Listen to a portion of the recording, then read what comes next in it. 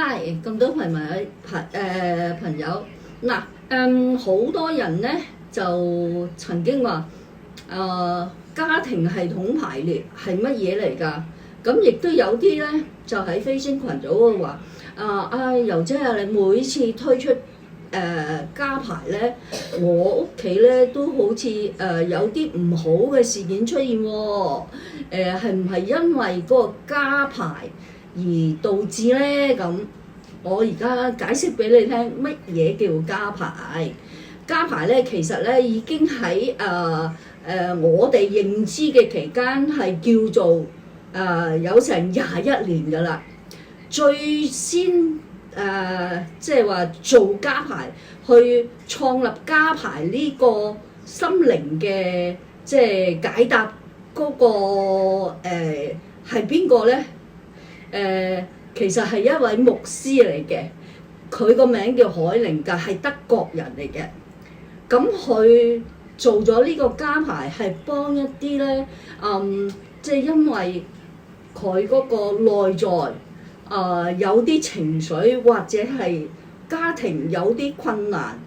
又或者係佢嘅健康有啲問題，經濟有啲問題，而透過家排呢個心靈嘅解答，去幫佢解決到嘅。咁所以咧就家庭系統排列咧就推廣咗出嚟咧，全世界已經係好多人知道㗎啦。好啦，咁而我自己本身咧做家排咧就係2015年開始做㗎啦。咁2015年前咧，即係我係13年開始學家排啦，去到2015年就學完咗，跟住就開始做。而開始做嘅期間咧，亦都係幫咗好多即係透過家排呢個咁嘅即係解答佢內在嘅情緒而得到有好嘅現象嘅。例如有位朋友啦，佢喺澳門嘅，佢當年咧2015年嗰陣時，佢當年咧係應該30零歲左右嘅啫，就患咗4期腦癌，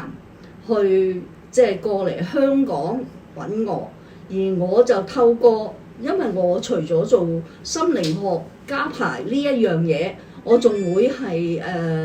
即係幫人去用玄學解決24山氣場嘅，叫做風水。我亦都過去幫佢澳門嗰度咧解決咗佢嗰個屋企嘅24山氣場啦。但係佢嗰個腦癌咧4期咧，仲係未去解決到嘅。咁因為當時咧，佢見我嗰陣時，佢醫生就話俾佢聽，佢得1個星期命嘅啫。咁我過去解決咗佢嗰個24山問題之後咧，佢係可以活多咗成個幾月嘅。但係佢嘅嗰個腦細胞咧，即係話嗰個 cancer 仲未完啊。咁所以咧，我就建議佢就喺澳門組一個家排嘅組織，即係組啦，叫家排組。咁就揾咗3位，一位咧係3期子宮癌，一位咧就係話佢同媽媽嘅關係差，而做到咧任何工作咧都係出現問題嘅，加埋呢個4期腦癌。好啦。仲有其他嘅朋友啦，我又帶咗2個朋友過去嘅 ，total 係10個人。做完呢次家排之後，呢個4期腦癌同埋3期子宮癌嘅都冇咗，好咗。所以咧，我覺得咧，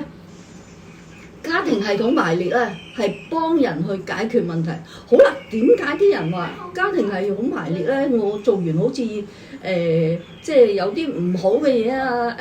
例如係鬼上身啊咁啦，啲人講咋嚇，其實就唔係嘅。原因就係話我哋每個人呢個頂輪嗰度都係會有個接收宇宙嘅訊息嘅。咁呢個咧就我哋俗稱叫做天線或者頻率啦。咁佢係可以接收到我哋即係已故咗或者健在嘅六親嗰個問題信息，而去散發一啲氣場，去幫你同你嘅六親，即係有困難或者有問題嗰度，嗰個糾結好容易咁解開，就係透過家排和解去解決呢樣嘢嘅，就唔係鬼神呢樣嘢，而係一種叫做頻道，即係等於我哋如果要睇電視，就一定要校啱嗰個頻道，先至可以接收到嗰個即係電視台播出嚟嘅電視啦。例如收音機，你想聽某個收音機嗰個電台嗰個故事，你亦都可以校到某個頻道，而接收到嗰個電台嗰啲收音機裏邊嘅故事啦，或者係信息啦。我哋透過家排就係話呢個天線打開咗，接收到你嘅六親唔論佢係已故或者健在，都可以透過呢條天線嗰個頻道同佢 connect， 即係話接收啊。接收咗之後咧，就互相去解決啦，咁樣嘅。所以你哋唔好有個心理覺得係鬼神呢樣嘢，完全唔係鬼神，係啦。我希望我喺呢度咧能夠解釋到俾你哋聽，講得明你哋乜嘢叫家排嘅啫。我點解咁中意幫人去做家排咧？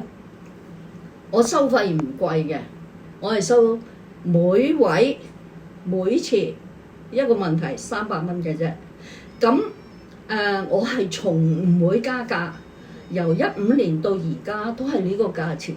而我做家排咧，除咗係我學嗰套啦，用最傳統海靈格嗰套，我仲會加埋我自己幫人去用玄學，即係呢一套方法加埋落去，兩者去解決你哋如果參加家排嘅人嘅糾結嘅，係啦。咁有啲人話就算我參加完家排，我冇任何嘅即係話好似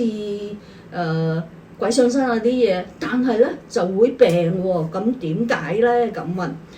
係啦，因為等於我哋如果去打針，即係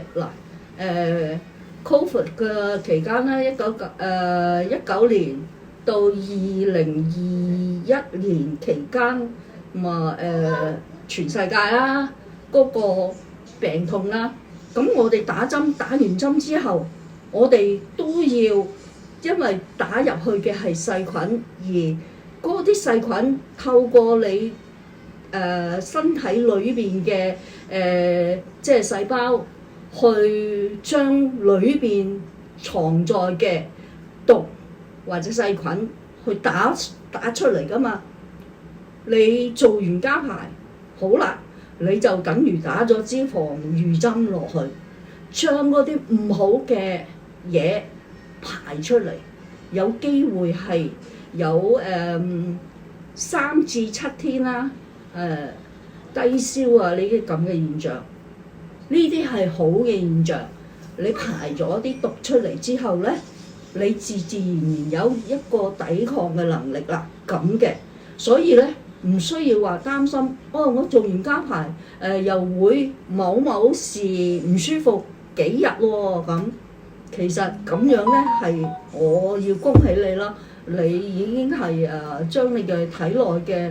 負能量唔好嘅細胞推出嚟，而重新健壯翻你體內嘅細胞，或者係加強你嘅能量，係啦。